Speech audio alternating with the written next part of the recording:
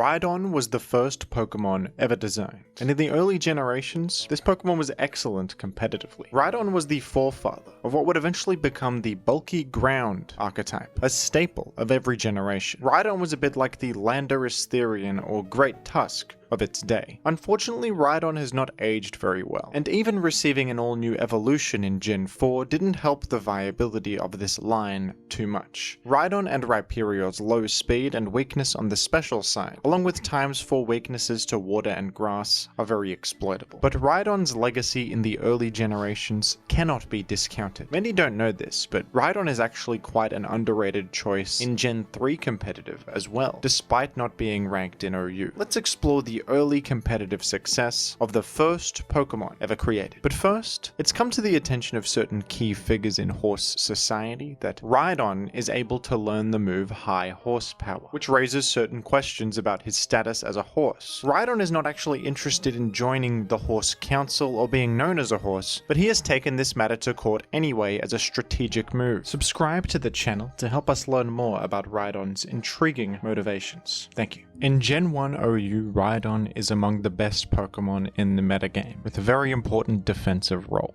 Rhydon is an excellent bulky attacker, with the ability to defensively answer important threats, while also applying a lot of pressure itself and being difficult to switch into. Rhydon has a fantastic base 120 defense and a monstrous 130 attack, hitting really hard with Stab Earthquake. Rock typing is known as being pretty bad in competitive Pokemon, but back in Gen 1 it had the very important trait of resisting normal. Normal type attacks are everywhere in Gen 1, with Body Slam and Hyper Beam being so powerful. Pokemon using Hyper Beam in Gen 1 are aiming to KO their enemies with it, to bypass the charge effect, but the presence of Rhydon will always make that a little bit risky. A Rhydon coming in on Hyper Beam will resist the damage, shrugging it off completely, and from there Rhydon can punish you as you're sitting there recharging. This can allow crucial game-winning damage against key targets like Snorlax and Tauros that mistakenly use Hyper Beam. Ground is a fantastic type in every generation, and especially in Gen 1 where Thunder Wave is such a common problem. Rhydon is completely immune to Thunder Wave and all electric type attacks. Pokemon like Zapdos and Jolteon do not have access to Hidden Power yet to round out their coverage, so Rhydon completely stonewalls Zapdos, an otherwise extremely threatening and dangerous Pokemon. Rhydon single-handedly keeps Zapdos from being too broken. Rhydon is unfortunately not a completely safe check to Tauros and Snorlax, as they both have super effective coverage for Rhydon. Tauros commonly uses Blizzard, which hits Rhydon very hard on the special side, and Snorlax can run ice coverage in the form of Blizzard and Ice Beam, and even Surf to hit Rhydon with times 4 super effective damage. But Rhydon still does make life a bit difficult for these Pokemon. Tauros doesn't quite one-hit KO Rhydon with Blizzard, so Tauros needs to be wary of that incoming Earthquake counterattack. Overall, Rhydon is one of the most solid Pokemon you can use in Gen 1 OU that will have useful applications in every single game you play, with myriad opportunities to hit the field, take advantage of its bulk, and pose a significant threat to the enemy too. In Gen 2, Rhydon maintained its OU status and remains one of the better bulky ground types in this format. Rhydon is now competing a bit more with Golem, who gained the significant utility option of Rapid Spin in Generation 2. Golem also has access to Explosion, while Rhydon doesn't. But if you want a sturdy ground type with a little bit more bulk and longevity, Rhydon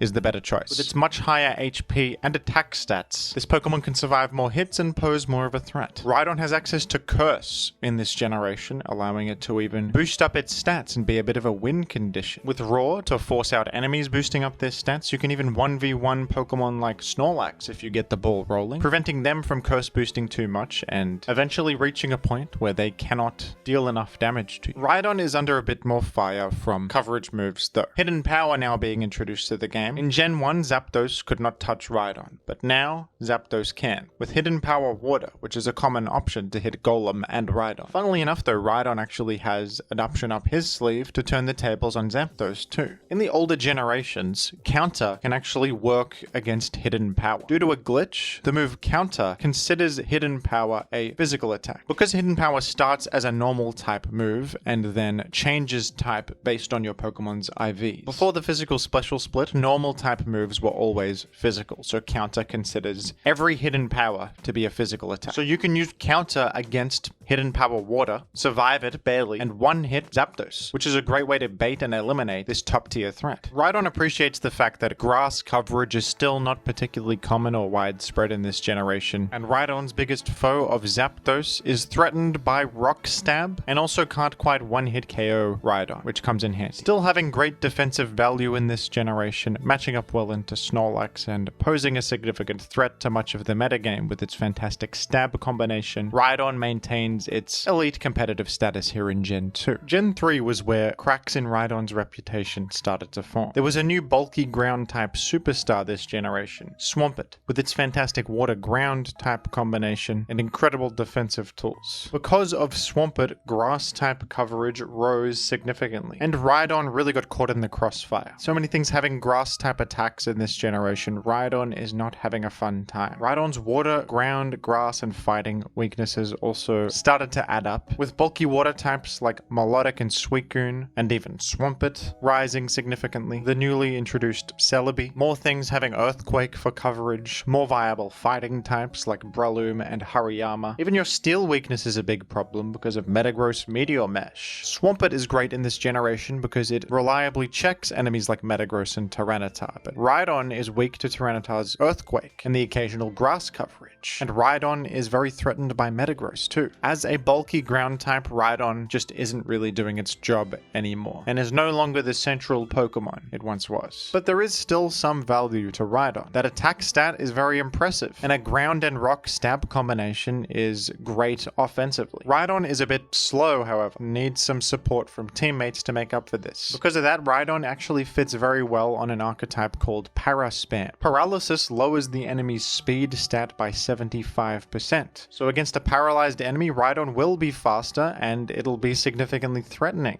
With teammates like a defensive Starmie using Thunder Wave, Jirachi with its Body Slam and Serene Grace combo, and more paralysis spreaders like Blissey, Rhydon can actually become one of the scariest offensive Pokemon in the game. Rhydon also happens to have the perfect coverage option to patch up certain bad matchups. Claydol seems like it would totally destroy Rhydon with its ground immunity and rock resistance. Celebi also resists ground, shrugs off rock, and threatens you super effectively. It's also not affected by paralysis because of natural cure. But unluckily for these two, Rhydon happens to have the move Mega Horn in its moveset, a 120 power bug type attack. It hits Claydol and Celebi super effective. Rhydon can use a set with Substitute, Earthquake, Rock Slide, and Mega Horn. Substitute gives you protection against an incoming switch like a Claydol or Celebi, and grants you that free turn to be able to hit them with Mega Horn. Against a paralyzed foe, Substitute also comes in handy if they get full paralyzed, granting you that ever crucial free turn with no downside. The legendary player Fakes recently used a Rhydon in tournament. In my invitational Gen 3 OU tournament, the Jimvitational, Fakes brought this Rhydon Paraspam team: Zapdos, Starmie, and Magneton as the paralysis spreaders, along with Rhydon and Heracross, offensive threats that benefit from paralysis. The Rhydon ended up winning Fakes this entire set, pivoting in on a Zapdos in a crucial moment and landing Mega Horn in the face of the incoming Celebi. You can check out the full set in the link down below on Revival Tournaments. It was a fantastic series of games. After Gen 3, Rhydon's typing was just too much of a detriment, and with more and more powerful ground types releasing to take Rhydon's job, this Pokemon was officially retired from competitive. But in many ways, Rhydon walked so that Swampert, Landorus Therian, and Gliscor could run. Rhydon was the original bulky ground type in competitive, and an important stepping stone for some of the most powerful competitive Pokemon to come.